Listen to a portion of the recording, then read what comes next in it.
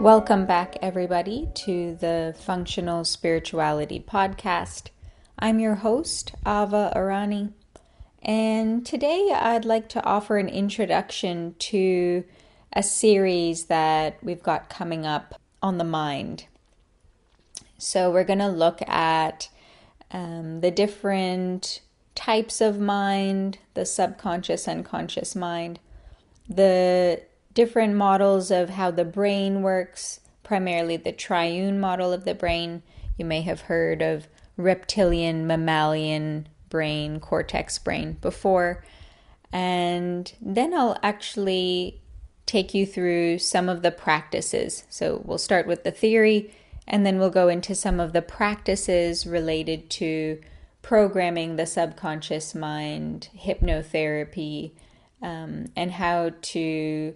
A lot of us are already doing this work, but I'd love to look at how to make the most out of this time and how to really understand what we're doing when we do mind work. I guess we could call it mind work. So an introduction to this work, I think is necessary just to set up the context from which we're going to be discussing it. So most of us are really attracted to mind work. The power of the mind has been spoken about in our personal development circles, in our spiritual circles, and even in modern pop culture, there is a lot of hype around the mind, and we're really attracted to this. We're attracted to the mystical aspects of the mind, things like telepathy, I forget what the other one is called, where you can move things with your telekinesis.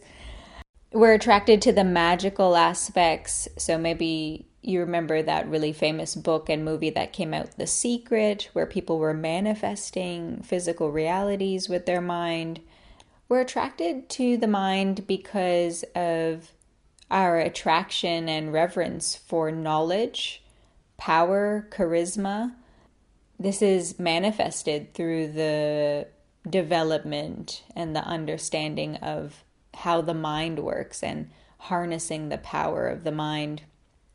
And of course, if you're familiar with the concept of charisma, it's a way of affecting other people's mind with your own way of expressing your power of mind and your mind's contents.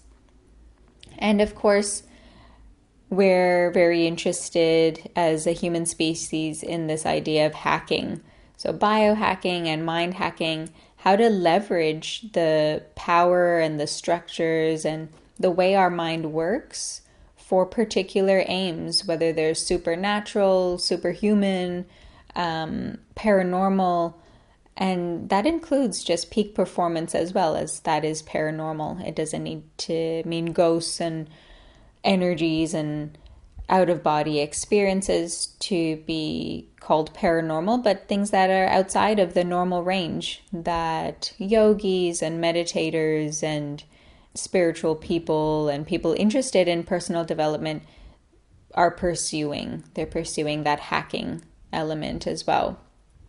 So there's a big fascination with the mind, and rightly so, in my opinion, because all of our experience, everything we experience in our lives in any moment, is known through the mind. And also our whole lives and our experience are affected through the mind. So it really is the control center that is determining our experience of reality. And when I say mind, I'm taking a really wide definition. So anyone who meditates or has investigated in any way, they'll know that the mind doesn't equal thoughts. So thoughts are in the mind. However, the mind is a larger reality, which includes our whole nervous system. So all of our feelings, all of our sensations, including all of our thoughts, but not limited to, create our mind. So our mind isn't infinitely wide. It's not as wide as the whole universe, but our mind makes up our entire personal experience. So anything we experience as an individual is experienced through the mind. And as we'll see over the next episodes, our mind is both the framework as well as the contents. So our beliefs and our neural pathways and our set behaviors and instincts are the framework in which our thoughts and our actions are known and manifest. So the mind is both the structure as well as the contents. It's both the paper as well as the story that's written on top of it. More on that later, but just as an introduction, we can know that studying our mind will give us a map to explore and understand our experience. So understand the foundations and the building blocks of our experience. And I think this is really important because I feel like one of the main things we're trying to solve with this work, and one of the main human pursuits, one of the main things that we're hungry for and are striving for, is for understanding and for meaning of our experience. If we're only trying to change our experience, we're affecting our lives only on the surface of the reality, for what we can see and what others can see, visible changes that we know through our senses. But also meaningful in our lives are the understanding of how things work. How does our existence work? How do we navigate our experience? And those things are hidden. And those things are meaningful in a deeper way, unlike the meaningfulness of what appears on the surface to the senses.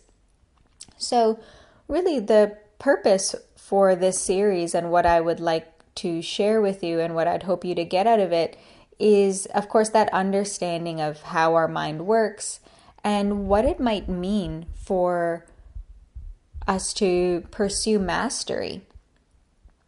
Because our yoga and meditation practice, our business, our career, our purpose, our relationships, everything will undergo refinement and a mastery if we work to refine, understand, and master the mind, remembering that our whole experience is known through and filtered through our minds.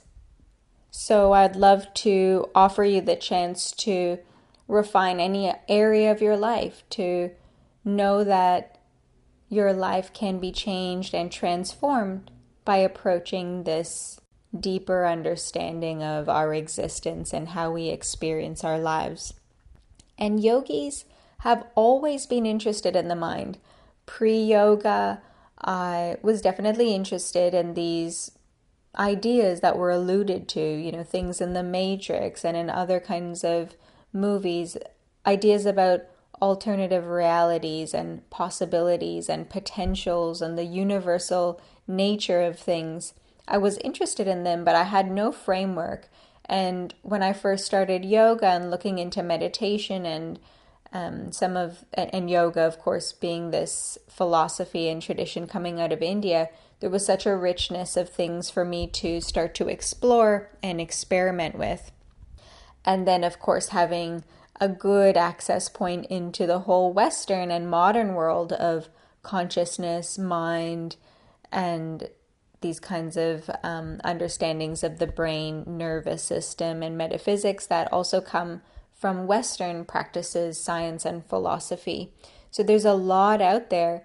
And what I'd like to share with you in this series is the absolute basics of it, because for me, the potency is always in the foundations and in the basics. The simpler, the more potent. The simpler, the less story related to it, the less understanding needed, and the more direct experience available, according to me, which is why I love the basics so much.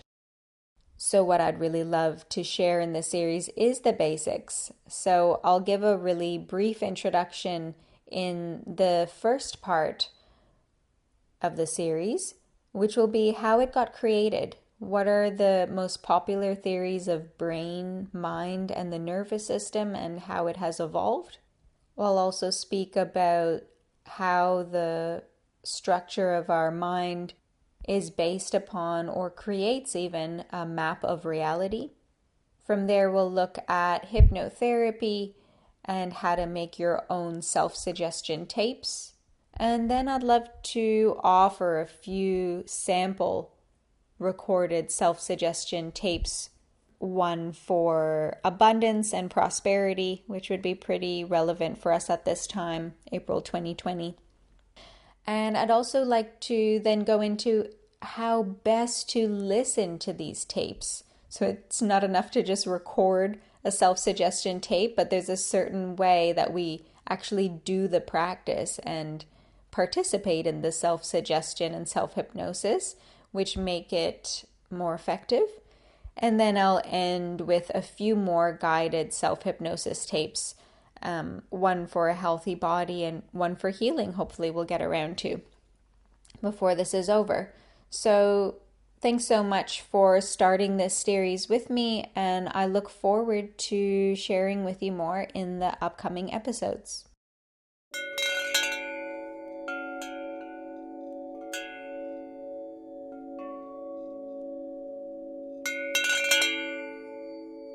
This show is dedicated to creating wholeness and satisfaction through higher education. I recommend you go back into the app and subscribe to the podcast. The very nature of the spiritual path is cultivating an experience that lifts you up, and this small step can do just that. You can also discuss your insights and the subject matter with friends. Thank you for listening and for cultivating wisdom.